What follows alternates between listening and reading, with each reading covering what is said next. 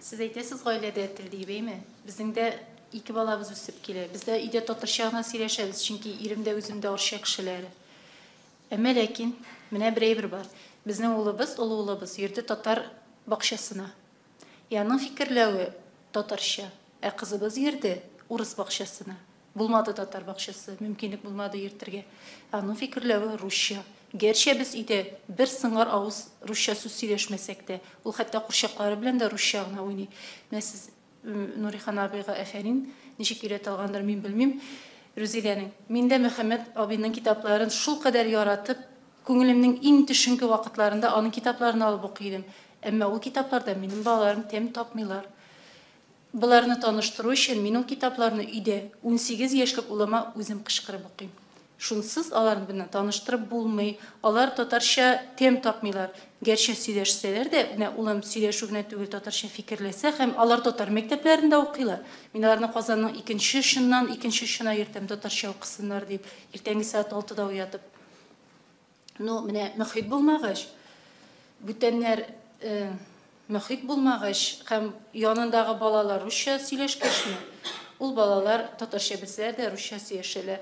Менә Рәмис үзе дә беләдер, безнең балалар язышалар ВКонтактеда, киреп укып карасагыз, татар балалар, алар фақат русча гына язышалар. Татар мәктәбендә укыган балалар булсалар да.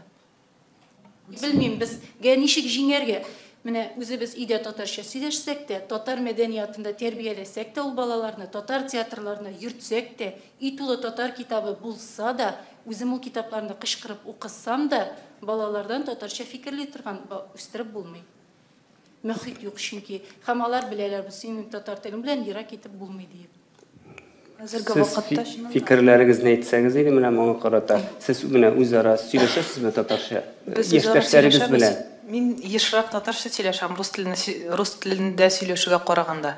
Минемчә, хәзерге балалар алар бераз башка төрле, алар китаптан укып информацияны авыр кабул итәләр. Шуңа күрә хәзер безгә миңа калса татарларга видео форматта информация бирү һәм аудио форматта информация бирү бик кирәк.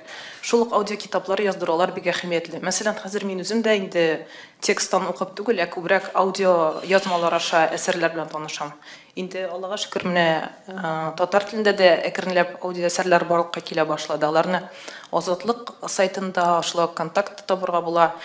Идел Кыямов шулай искиткеч матур иттереп укый, мин бик рәхәтләнеп тыңлыйм. Зөләйхәгә бик зур рәхмәт. Шуннан да дөресен генә әйткәндә, бу бик аныч хәл. Мин үзем дә күзәткәнем бар. Менә мәсәлән, ике татар балалары булса да, алар үзара русча эшләп төр сөйләшәләр. Моның белән ничек, нинди чара кулланырга икән сөйләшергә кирәк.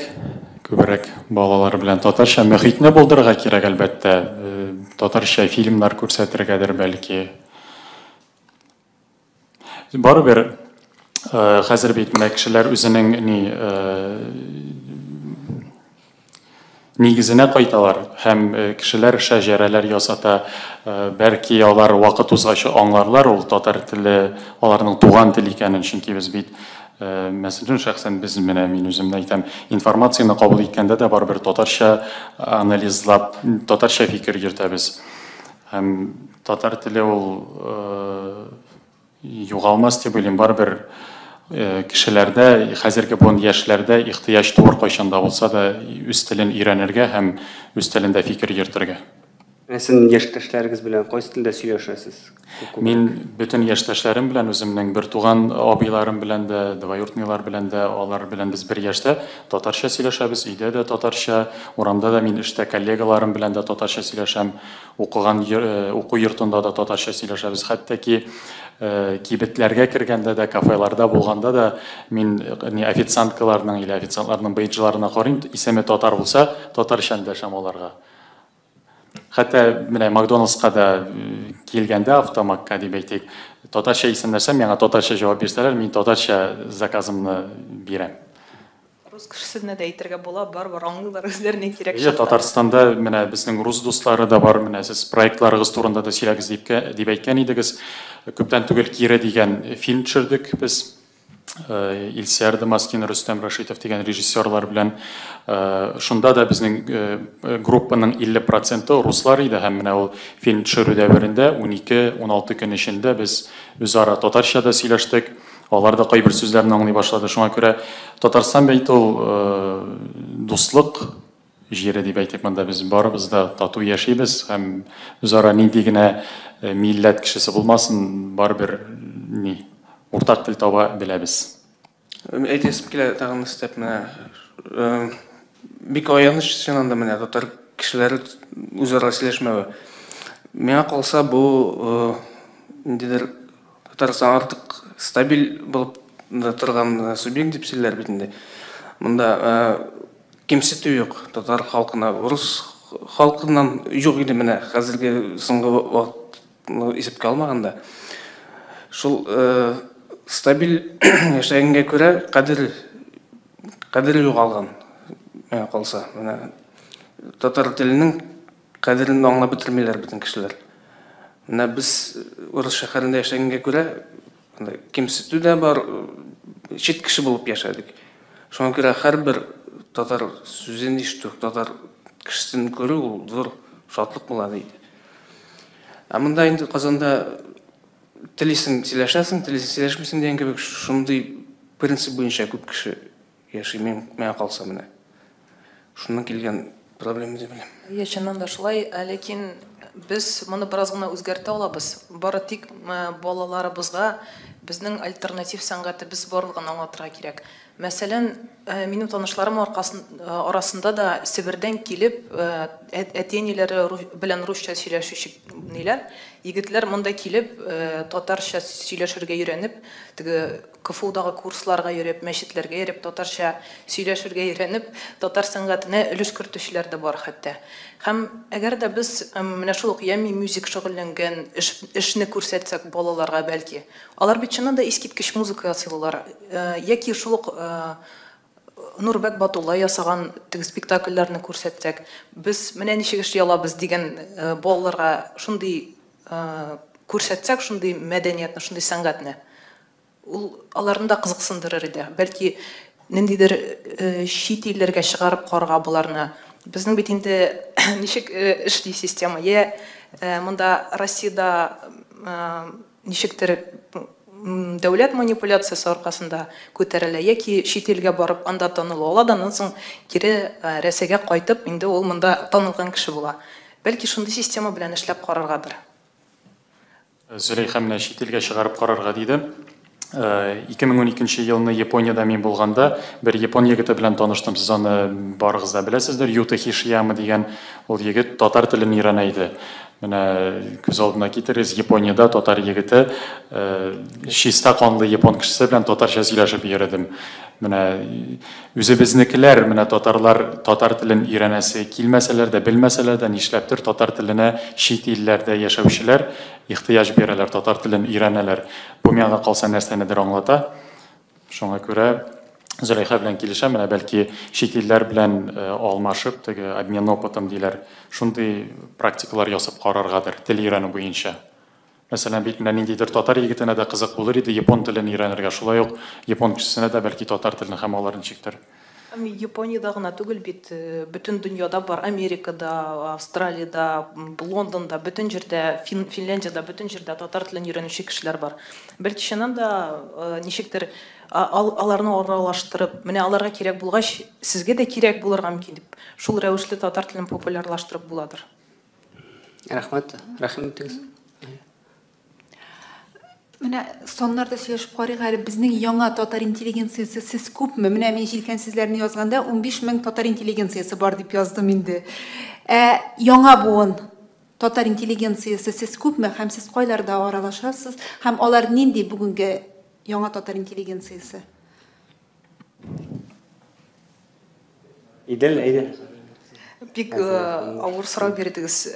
Чөнки хәзерге тормышта шәһәр кешесе турында сөйләгәндә интеллигенция булмаган кешедән шактый авыр айыру, минемчә. Ләкин менә безнең кебек яшьләр алар бар. Ләкин алар бик күп түгел. Күбрәк булса, әлбәттә инде искиткеч әйбәт булыр иде. Сон белән әйтеп буламы? Сон белән әйтеп булмый. Юк, әйтеп булмый. Yok qancha 100, 1000, 5000, Бер Камал театрын тотырлык бардыр дип уйлыйм. 1000 Зөлейханың 800 Камал театры. 800. Гомумән татар активистлары дип алсак дөрес булыр дип уйлыйм мин, чөнки менә интеллигенция дигән сүз ул барбер ничектер теге күтәренке, возвышенныйга этәрә. Без барбер бит гади яшьләр, аның хәллек теге интеллигенция дип әйтмәс идем. Татарстанны алсак, гомумән менә чит җилләрдә иҗат итүче яшьләрне алсак, миңа калса Камал театрыннан да күбрәк булыр дип уйлыйм. Без һәрберебез үзенең мөхитендә милләтне үстерер өчен, милләткә ниндидер файдалы эш алып бара. Менә Зөлейха әйтеп узды, Ями Music, ул альтернатив ягын алып баралар. Кемдер нәфис сүз ягын алып бара дип әйтик, академический матур сөйләүне, кемдер музыка яза. Шуңа күрә татар яшьләре, татар активистлары бүгенге көндә бик актив һәм алар киң кырлы эш алып бара. İlyas, сезнең фаразлар нинди? Күпме алар сезнең кебек яшьләр? Мин күп дип уйлыйм, ләкин без белеп бетерә алмыйбыз. Кем кайна бар дигәндәй, кемдер күп күренергә тырышмый халык арасында, кемдер үзенә ябылган килеш анда теге иҗат итеп бетерә кешеләр дә күп. Аны тегел саны әйтү бик авыр бит. Ничек санарга? Барыбер санын әйтеп карагыз, менә әйттеләр бит монда бер Камал театры. Камал театрын тутырлык бар икәнне бер дә шикләнмим, хәтта зоррак залында тутырга була дип уйлыйм. Опера театрынан да. Гәрдә кызыксынучыларны, татар мәдәнияте белән, татар сәнгате белән кызыксынучыларны исәпләсәк, әлбәттә алар Камал театрыннан күбрәк. Әлбәттә күп, чөнки безнең бит күп кенә уку йортлары бар, ул музыка училищесы, консерватория, театр училищесы, һәрбер ул курсларны тәмамлаучыларны алсак та, аларның менә курста, допустим, 12 кеше ди, шуларның 5-се, 7-се Татарстанның театрларына эшләргә китә. Бу бит тоже үзенә күрә яңа буын интеллигенция, яңа буын татар милләтенә, татар сәнгатенә хезмәт итүчеләр, шул ук җырчылар, шул ук артистлар. Шуңа күрә без күп. Рәхмәт. Рәхмәт итегез. Безгә онлайннан сорау килде Идел белән Ильяска. Сез үзегезгә тормыш иптәше сайлаганда татар телен белүен шарт итеп куясызмы? Шул ук сорау Зөлейхага да булыр инде. Әлбәттә, мин Аллага шөкер өйләндем һәм иң беренче шарт шул иде минем. Сайлаган вакытта татар телен белү, татарча гаиләдә аралашу иң беренче максат иде. Татарча сөйләшәбез. Минем дә нәкъ шулай ук иң беренче чиратта минем төп критерий дип әйтик, ул сөйгән ярымның татарча белүе. Шуңа күрә без моңа бик зур игътибар бирәбез. Мин үзем шәхсән каршы катнашникахларга. Идел белән Ильяс биргәч сорауны кызлар яза инде димәк. Мин дә шундый фикердә, әлбәттә, татарча белергә тиеш, чөнки киләчәктә гаиләдә татарча сөйләшергә телим. Бәлки минем белән ризалашмаучылар булыр, менә катнашникахлар буенча әйтәләр бит, ул йөрәк сайламый диләр. Шуңа күрә сайлатырга кирәк йөрәкне, татар кызларын, татар егетләрен. Рәхмәт. Менә без проектлар турында сүз башлаган идек. Без инде танышып киттек сезнең кем икәнегез хакында. Менә сез нинди проектларны тормышка ашырасыз һәм хәзер нәрсәләр эшлисез? Шул хакта сөйләсәгез иде. Ялмыйча нәрсә эшләгәнегезне дә, моңарча эшләгәннәрне бәлки искә төшереп китерсез. Бөтен уйлаган белән, теләгән белән сөйләп битереп булмый ул. Теге иҗади кешегә планнар белән яши, планлаштырып, планнар корып яши. Минем дә әлегенә мизгелдә дә бер 5-7 әйберсендә бер ел эшлим, шуңа күрә алар әкрен генә бара. Реализацияга таба дип әйтим соң. Нәрсәләр икән әйтсәгез инде? Яңа музыкамы? Музыкаль әсәрләр әлбәттә минем языла башлаганнар бар. Менә әле ялчылда башкаручы буларак минем зур хыялым тормышка ашыра башларга җыенам.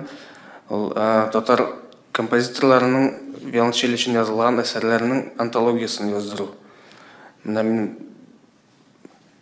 төбешләрнең берсе шул хәзерге вакытта инде. Әлбәттә, музыкаль әсәрләр. Алла берсә киләсе елларда ишеттербез. Рәхмәт, Зөләйха. Минем әлеге төп проектым ул тамашачы булу, чөнки бөтен куйган әйберләргә тамашачы да кирәк, бит тыңлаучы да кирәк, сөйләгәнне тыңлаучы кирәк, күрсәткәнне караучы кирәк. Һәм шул ук вакытта мин бөтен караган әйберләрне, бөтен булган нинди чара булашынсына барырга тырышам, бөтен булган чараларны күрсәтергә тырышам интернет аша, һәм дусларымны чакырырга тырышам әлбәттә. Социаль челтәрләрдә дә, Идел журналы ада алар турында сөйләргә тырышабыз без. Һәм шулай ук Идел журналы аша инде күбрәк без нинди яшьләр бар, кем нәрсә белән шөгыльләнә, шуның турында язабыз. Мәсәлән, әле күптән түгел генә Казанга күчеп килеп, монда татарча рәсем ясарга тырышкан рәссамнар турында без шулай ук язып чыктык. Күпмедер аларга да реклама, безгә дә рәхәт, һәм татар халкына да хезмәт булып чыга. Иҗатыгыз турында да әйтсәгез инде. Миннән күпкә яхшырак язучылар бар. Шуңа күрә мин бераз куркам, дөрес әйткәндә, үземнең адымларны эшләргә сак кына эшлим, ләкин миңа калса, ниндидер теләге булган кеше ул эшләргә тиеш. Теләк булгач, әкрен генә кыймылдап булса да шигырьләр язам, хикәяләр язам. Ул хәтле иҗат дип әйтмәс идем аны. Моны кайда укырга була Иделдә? Идел журналында, Якелның сайтында укырга була. Рәхмәт. Проектларга килгәндә менә без татар активистлары бит җыелдык бүген сезнең алдыгызда. Без әлбәттә татар телендә генә һәм татар проектларында гына катнашмыйбыз. Без башка проектларында алырга тырышабыз, башка проектларда да күренергә эшләргә. Шуларның менә берсе шәхсән мин эшләгән Кире дигән нәфис фильм, тулы метражлы, мин анда директор буларак катнашкан идем һәм артист буларак бер рольдә башкарып чыккан идем. Алла бирсә, бу фильм көз көне прокатка чыгар дип көтеп торабыз. Аудио язмалар ясыйбыз, төрле шигырьләр яздырам мин, аны социаль челтәрләрдә тыңлап була. Менә бүген Татар информ мәгълүмат агентлыгына бик зур рәхмәт, Зөләйха белән таныштык. Зөләйха да бер проект тәкъдим итте, тиздән ул да дөнья күрер дип уйлыйбыз. Менә бер проект, менә бу изге Рамазан аенда минем башкарып чыгасым килә, Рәмзия Габделхакованың Сират күпере дигән бер әсәре бар. Шуны яздырасым килә, анда бик кызыклы сюжет. Алла бирсә, татар телен яратучылар, татар әдәбиятын сөючеләр өчен кызыклы бер сюрприз булачак. Бу менә социаль челтәрләр нәрсәсе белән әйбәт, син анда обратный связь табасың, тамашачылар, тыңлаучылар сиңа рәхмәтләр әйтеп, ничектер канатландырып җибәрәләр. Төрле менә без татарлар бердәм булдык дигән төрле группалар бар, һәм менә аларның администраторлары үзләренең социаль челтәрләренә элгәч, ничектер теге канатланып китәсең һәм тагын да күбрәк эшлисе килеп китә. Менә бу Сират күперен яздыру нәкъ менә шул бер канатланудан соң булды дип әйтик. Тагын бер проект турында әйтергә онытканмын икән. Татар теленә өйрәтү клублары хәзер күбәйде бераз гына. Мәсәлән, атна саен циферблатта татар теле клубы бар. Шулай ук татарча әйт дигән клуб бар хәзер. Шулай ук алар да проектлар ясалар. Мәсәлән, 15 июньдә Мариэл якларында сал белән йөзү, катамаранда йөзү ни булачак. Татарча саллы йөзү дип атадылар инде алар аны. Шуңа күрә, әгәр дә кызыксынасыз икән бу тема белән, шулай ук татарча әйт дип аталган яки татарча аралашу дип аталган социаль челтәрләргә кирип, анда укып мәгълүмат ала һәм бәлки менә шул саллы йөзүгә кушыла аласыз безгә. Рәхмәт. Шунда сорау, сезнең балаларыгыз татарча беләчәкме, сөйләшәчәкме? Сез моның өчен нәрсә эшләргә әзер? Без моның өчен бөтен әйберне эшләргә әзер һәм хәзердән үк тырышабыз, ниндидер аларны кызыксындырырлык әйбер барлыкка китерергә. Ансыз булмый шулай ук. Бая булган гаилә кору темасындагы сорауга да бу ничегедер Шул сорауга жауап, бу сорауга да жауап булып бара, чөнки гаиләдәге татарча гына сөйләшергә кирәк. Үз тормыш иптәшең белән, балаларың белән шулай. Миңа калса, тормыш иптәшемдә татар кызы була торып, әти-әниләрем дә Аллага шөкер татарча сөйләшкәч, миңа калса безнең балаларыбыз да татарча сөйләшер дигән өметтә. Зөләйха әйткәнчә, мөхит тудырырга кирәк, без әкрен генә шуңа таба барабыз. Әле пока балаларыбыз юк, шуңа күрә күз күрер, Алла бирсә. Бу берне идеаль итеп тә шишергә булыр иде. Дөресен әйткәндә, частный мәктәпләр ачып, частный балалар бакчасы ачып ясарга булыр иде. Бәлки безнең борынгы заманда эшләгән кебек бераз акчалырак кешеләребез моңа өлеш кертә алырлар иде. Яки, мәсәлән, без үзебез ничектер ниндидер зур проектлар ясап, акча эшләп, шул акчаны татар теленә, татар халкына мәктәп ачу рәвешендә өлеш кертә алыр идек. Рәхмәт. Сез бүген татар яшьләр интеллигенциясының йөзе булып чыгыш ясыйсыз. Эшегезнең һәрберегез чыгышында да шундый сүзләр, шундый фикер күрәбез. Ишетәбез, сез барыгыз да әйтәсез, телне гаиләдә үстереп саклап калу була дисез. Һәм соңгы чиратта Зөләйха бер үзе генә шундый бер замечание ясады, что мәктәптә дә бу нәрсәне унутмаска кирәк. И, по всему вот складывается впечатление, что вы во всем видите только позитив. Менә Ильяс Камал даже әйтә, что Казанда беркемне дә бернинди ущемление дә күренми, кем нинди телдә теләсә, шул телдә сөйләшә. Үзегезнең шәхсән тормышыгыз турында, шәхсән тормышта булган татар теленең ролен сөйләдегез, эшегездә менә һәрберегез төрле сәнгать өлкәсендә эшлисез. Эшегездә татар телен саклап калу өчен, яшьләр өчен, яшьләргә юнәлгән эш алып барасызмы?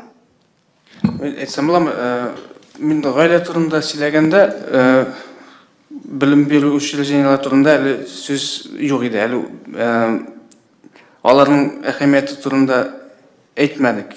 Ул әһәмияте юк дип тә, әһәмияте бар дип тә. Әлбәттә, аның әһәмияте бик зур. Ул татар белем учреждениеләрендә татарча укытулары.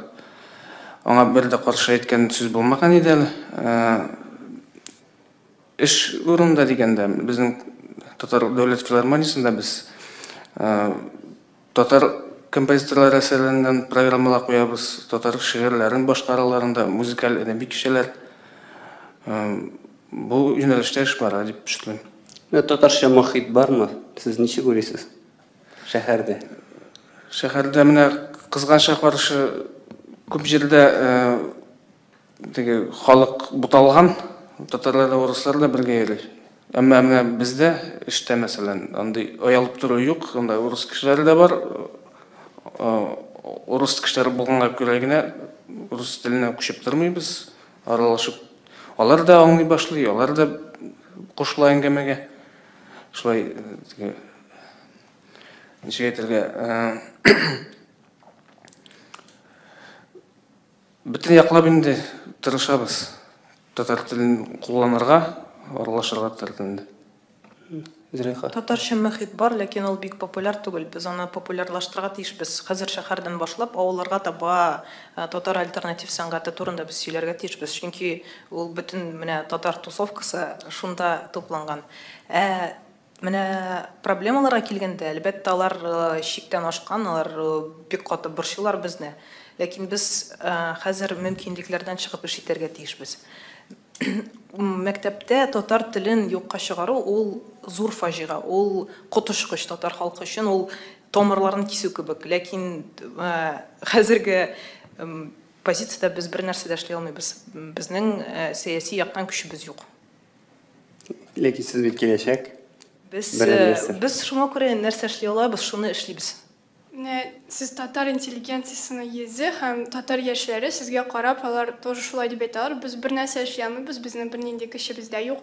Сез бит алып баручы көч булырга тиеш. Сез нәрсә әйтәсез? Сезнең артыгыздан кабатлыйчаклар. Зөләйха безнең кешебез юк дип әйтә, законодательный яктан без бит депутатлар да, сәясәтчеләр дә, чиновниклар да түгел, без иҗат кешеләре, без иҗат белән кешегә тәэсир итәбез. Һәм менә мин беренче соравыгызга җавап бирәм. Әлбәттә, телне саклап калу гаиләдән дә килә һәм шулай ук мәктәптән дә килә. Ләкин миңа калса иң зур өлеше аның гаиләдәндер. Мин үзем 2нче гимназиядә укыдым, татар гимназиясе, Хамидуллина Камәрия Зиннуровнаның директоры. Хамидуллина Камәрия Зиннуровна бүгенге көнгә кадәр дә көрәш алып бара. Һәм ялгышмасам, безнең гимназиядә бүгенге көнгә кадәр дә татарча белем бирәләр балаларга. Һәм менә депутатларга килгәндә Илдар Гыйлметдинов ниндидер бер закон проекты белән федеральный собраниягә җиткезергә тели, дәүләт имтиханнарын туган телендә бирергә дигән национальный вопрос белән. Без һәрберебез әйтеп узганымча, үзебезнең позициябездә, үзебезнең эшләгән урыннарыбызда мөмкинлекләребездән чыгып, милләтне, татар телен саклап калу буенча эш алып барабыз. Бәлки мин чиновник булып китсәм, депутат булып китсәм, уже зуррак алымнар белән законодательный яктан эш алып барырмын. Ә без әлегә яшьләр, мәдәният өлкәсендә эшләүче яшьләр. Шуңа күрә без бер нәрсәдә эшли алмыйбыз дигән сүз түгел, бу абсолют рәвештә юк. Без әлбәттә митингларга чыга алыр идек, ләкин бу бернинди результат та бирмәячәк, чөнки безнең илдә яшәгәнебезне унутырга тиеш түгелбез. Татарлар, алар менә менталитет ягыннан, характер ягыннан алар пешмәгән камыр шикелле. Аны кайсы яктан сыгалар, кайсы яктан изәләр, алар шул якка сыгыла, ләкин бер формада кала. Шуңа күрә Туфан Миңнуллин бик әйбәт бер әйбер әйткән иде. Без күп халыкларның биюен биебез, безнең музыкага гына биюче юк дип әйткән иде заманында. Шуңа күрә шулай ук нәрсә эшли алабыз, шуны эшләргә кирәк. Татар интеллигенциясы ул бит без генә түгел, ул әлбәттә бар менә хәзерге көндә буклетлар чыгаралар, төрле календарьлар чыгаралар, балаларга нидер китаплар ясыйлар, алар да үзләренең өлешен кертә. Ул китапларны балалар бакчасында кулланачаклармы, мәктәпләрдәме. Шуңа күрә һәрбер татар милләтенә өлеш кертүче кеше ул үзенең өлешен кертә. Лилия, рәхим. Емне бер сорауым бар икән. Бераз әле сезгә ничек күренә? Татарлык, күңелдәге татарлык ул шәһәр яшьләрендә күбрәкме, авыл яшьләрендә күбрәкме сезнеңчә? Менә никтер безнең авыл яшьләрендә алар татар инде, но күңелләрендә татарлык бар микән, юк микән, минем әзрәк шигем уяна. Алар чөнки шәһәрдә кайткан малайлар белән дә тизрәк русча сөйләшеп, үзләренең рус телен дә яхшы белүләрен, рус мәдәниятен дә яхшы белүләрен күрсәтергә омтылалар, әйме? Үзләренең татарлыкларынан оялалар да. Ансы бер икенчедән, анасын менә бер тәкъдим әйтим әле сезгә. Безгә ш вакытта татарча пятачоклар була иде, татарча дискотекалар. Яман бик күңелле була торган иде ул дискотекалар. Хәзер андай дискотекалар бар микән татар яшьләре өчен? Аны оештырырга бик авыр микән? Бәлки Ильяска биргәдер менә иң шәһәр егете дип әйтеп була мондагы авылны. Сез ничек уйлыйсыз, менә шәһәрдәме, шәһәр кешеләрендә татарлык күбрәкме, шәһәр яшьләрендәме, авылдамы? Бик авыр сорау бу, дөрес әйткәндә, менә истә торганча менә дискотекалар турында сораулар. Ул мәсьәләгә мин җавап бирә алмыйм, чөнки теге. Юк, менә бу сорауга шәһәрдә яки авылдамы татарлык? Сезгә сорау. Миңа калса, менә шул очраклар авылдан килеп урысча сөйләшә башлаучылар, менә бу ситуациядә күбрәк шәһәр яшьләре гаепле. Алар авылдан киләләр дә, менә мин шәһәрдә яшим дип, монда моддада урысча сөйләшү дип уйлыйлар инде.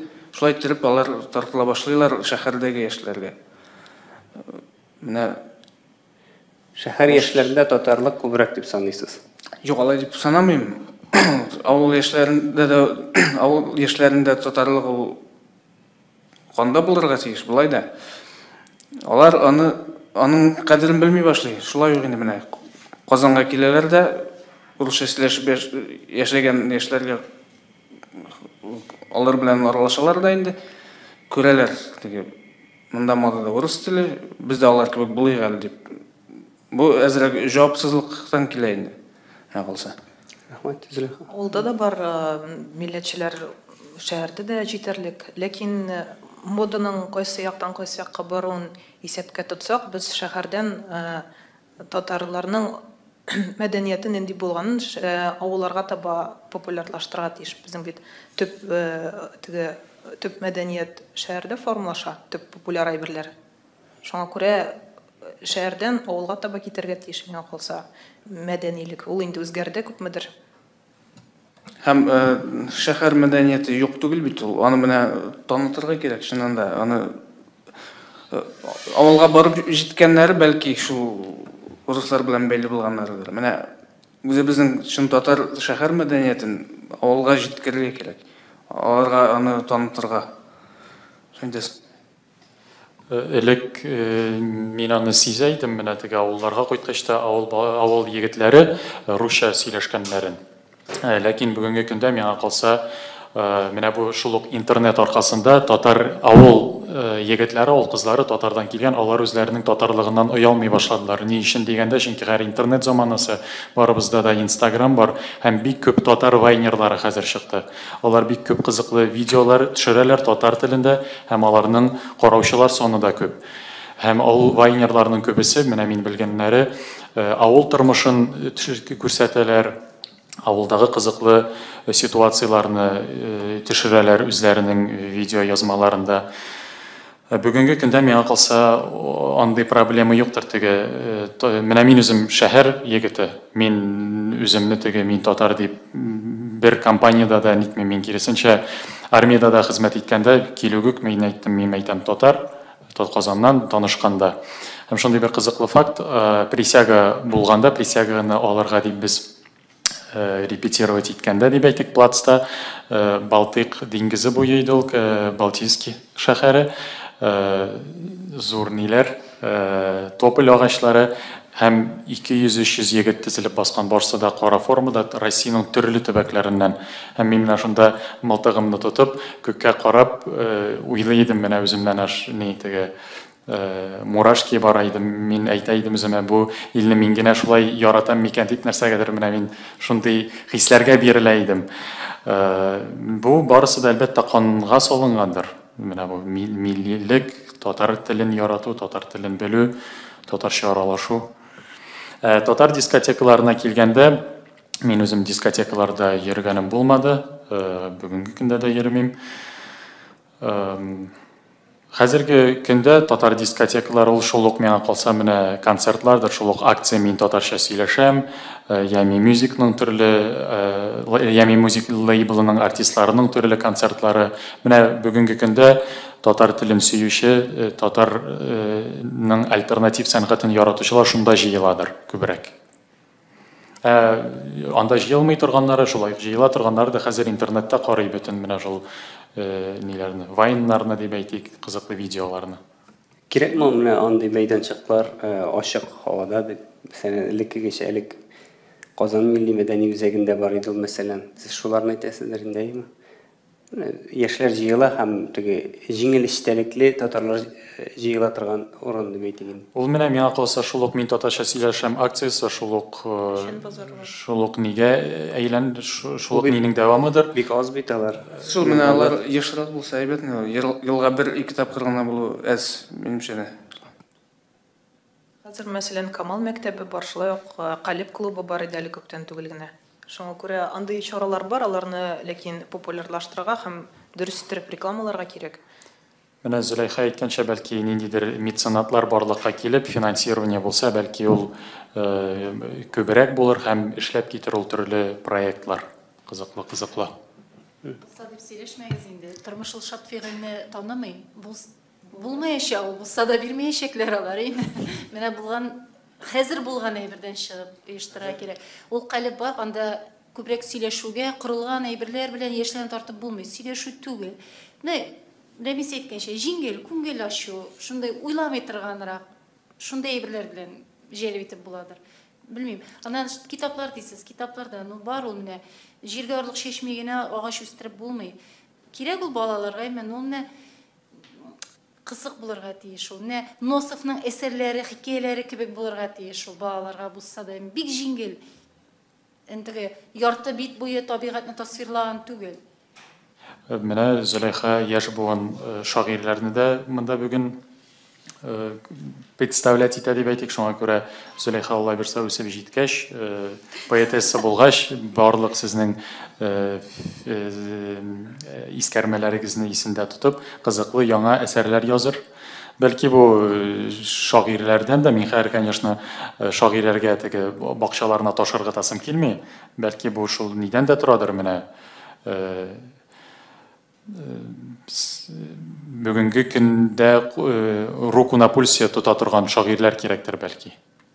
Һичшиксез сезнең белән килешәм. Шуннан да безгә әйбәтрәк китаплар кирәк, балаларның игътибарын җәлеп итә алырлык. Һәм андый китапларны эшләү идеясы бар. Хәзерге вакытта без инде аның белән шөгыльләнәбез. Татарча мультфильмнар да кирәктер менә яшь, чөнки ул бит миллилек һәм туган телеңне белү иң теге яшь вакыттан килә. Шуңа күрә бүгенге көндә минем беләм татар мультфильмда төрле мультикларны рус телендәге татар теленә тәрҗемә итеп озвучивать итәләр. Шуңа күрә миңа калса татар теле үлмәс. Өстә түрәләр нәрсә уйлап чыгарырлар, ансы безгә билгесез, ләкин нәрсә уйлап чыгарсалар да, без барыбер гаиләләребездә үзара татарча сөйләшеп, татарча иҗат итсәк, тел бер кайчан да югалмаячак миңа калса. Чит илдән дә татар телен өйрәнүчеләр бар бит, шуңа күрә ихтыяҗ бетмәс. Соңгы 5 ел эчендә Татарстанда балалар өчен татар телендә 155 китап басылып чыккан. Бу берәйберне күрсәтә. Яшьме, картмы, теләсә кайсы язучы өчен берәр площадка булырга тиеш. Әгәр дә ул яңа килгән язучы өчен площадка булмаса, бу саннар тагын да кимәячәк. Бәлки менә Иделдә, журналда бу мәсьәлә турында уйлап карарсыз иде. Без һәр вакытта да Идел журналда ачык андый идеяларга бөтенесен бик теләп кабул итәбез. Җибәргән язуларны, язмаларны без бастырга тырышабыз. Шуңа күрә нинди идея бар, әгәр дә яшьләрнең теләге бар икән, эшләргә без бик теләп ризалашабыз проектларга. Менә музыка мәсьәле бер зал интеллигенция, яңа буын интеллигенция бар дисендәйме? Алар гомумән кая җыеласың? Альтернатив музыка дип әйтә Зөләйха. Ну, альтернатив музыканың тыңлаучысы бер 200 кеше инде аның. Интеллигенция ул һәр вакыт профессионал музыка тыңлаган, классик музыка тыңлаган. Менә бу сорау Ильяска безнең яңа татар интеллигенциясе, яңа милли яшьләребез классик музыка тыңлыймы алар менә? Аларны тыңлатып буламы, китереп буламы һәм күпме кеше китереп була классик музыка концертына, милли концертка? Монда да саннарны санаган юк. Халыкны санаган юк. Әлбәттә кызыксынучылар бар. Безнең филармониягә килгәндә, безнең концертларга халык килә, яратып килә, ләкин аерып булмый анда. Кем зур яшьтә, кем кече яшьтә дигәндәй. Ну, мин белгән яшьләр күп. Шул уку йортларында да консерватория булсын, училищелар, театр училищелары, мин белгән кешеләр татар музыкасына тартыла, татар мәдәниятенә тартыла. Сан белән әйтеп булмый, әйтә алмыйм. Камал театры тутырып виолончель концерты куялар идеңме? Нәкъ менә виолончель концертына гына кызыксынып килүенә бераз шикләнәм, әмма татар музыкасы ул бик киң кырлы әйбер дип әйтим. Безнең бик күп әсәрләр язылган, төрле уен кораллары өчен, оркестрлар өчен, җырчылар өчен кызыклы программалар ясау бик кирәк хәзерге көндә. Алар кызганчы каршы менә татар әсәрләренә ятырган программалар кызганыч менә күп түгел. Без нәрсә эшләргә тиеш? Дәүләт ярдәм итәргәме, яшьләрне классик музыкага тарту өчен. Һәрхәлдә ул бар ниндидер бер зыялылык, интеллигентлык билгесе инде классик концертларга йөрү. Нәрсә эшләр, дәүләт ничек ярдәм итәргә тиеш сезгә, нәрсә эшләргә кирәк бу юнәлештә? Минемчә, дөрес рекламаларга өйрәнергә кирәк иң беренче чиратта. Чөнки теләсә нинди чара булсын, аны кызгыйтырып күрсәтсәң, менә шундый нәрсә булачак, ул искиткеч булачак дип, ул халык җыелачак. Һәм әгәр дә Ильяс Камал театрында виолончель концерты ясый башлый икән, без аны актив рәвештә рекламалаячакбыз. Һәм мин үзем дә һәм минем дусларым да көчләп булса да алып барачакмын. Бер зал халык җыярга мөмкин. Без җыячакбыз.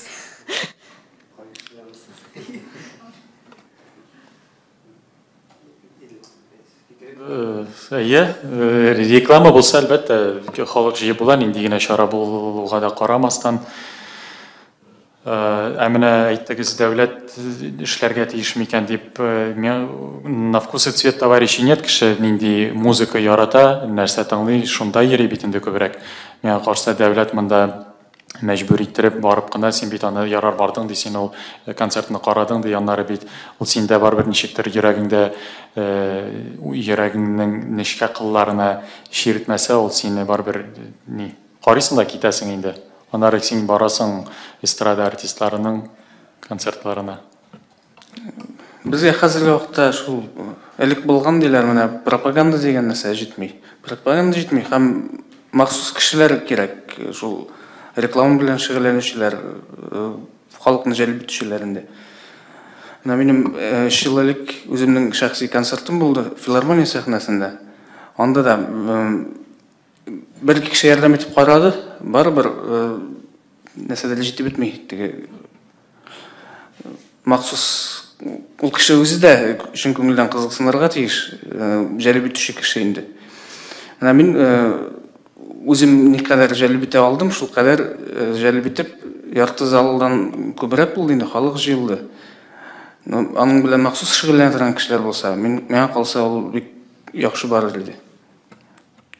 Пиарда финанслау таләп итә, шуңа күрә әгәр дә дәүләт безгә ярдәм итә икән, ул бар тик плюс кына була. Интеллигенция бит ул теге классик музыканы гына тыңламый, ул шулай ук нәфис сүзне дә тыңлый, шуңа күрә менә күптән түгел, бер ел элек буга ялгышмасам, ишек спектакле булган иде, анда шулай ук җыр да булды, бию дә булды, музыка уен коралларында да уйнадылар, зал шыгрым тулы иде.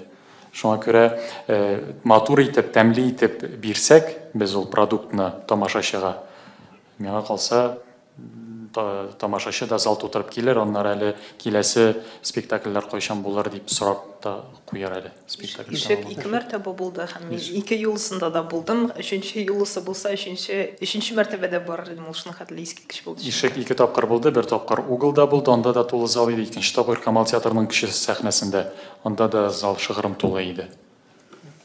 Рәхмәт, безнең вакытыбыз азакка якынлаша, һәм менә сезгә бер генә сорау бирәсе килгән иде. Без шундый кичкенә генә тикшерү уздырган идек, җан исәп мәгълүматлары буенча 20нче гасырда һәм 2010 елга кадәр. Һәм без шундый бер үзенчәлекне күрдек, хәтта сугыш вакытларында да татар халкы арткан, һәм иң соңгы җан исәп вакытында менә 2002 белән 2010-ны чагыштырганда гына ул кимегән. Менә шуны сез ничек уйлыйсыз, татар халкының киләчәген ничек күрәсез? Мөмкин булса кыска гына. Без бит инде күреп, мен сезгә шуны әйтергә телим, без бит инде күреп торабыз, без бит татар теле югалып бара. Рәсми мәгълүматлар буенча да. Ильяс, бәлки сез әйтерсез, киләчәген ничек күрәсез? Мин оптимист булырга тырышам инде. Начар дип әйтәсем килми.